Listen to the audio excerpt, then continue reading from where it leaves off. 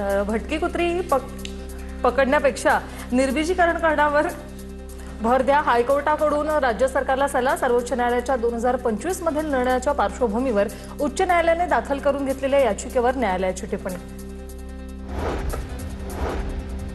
मध्य रेल्वेवर आजपासून 15 डब्यांच्या लोकलच्या 22 फेऱ्या वाढणार. मध्य रेल्वेच्या प्रवाशांना गर्दीपासून दिलासा. अंबरनाथ, बदलापूर, खोपोली, कर्जत येथून ये जा करणाऱ्या प्रवाशांना याचा फायदा होणार. गणेशोत्सव मंडळांना आता 5 वर्षांची मंडप उभारण्याची परवानगी दिली जाईल. ऑनलाईन नोंदणी सुरू झाली असून 13 सप्टेंबरपर्यंत अर्ज करता येणार.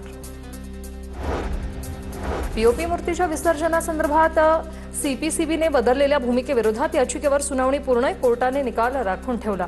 तुर्तास कोर्टाच्या परवानगीशिवाय पीओपी मूर्त्यांचं नैसर्गिक स्रोतांमध्ये विसर्जन करता येणार नाही.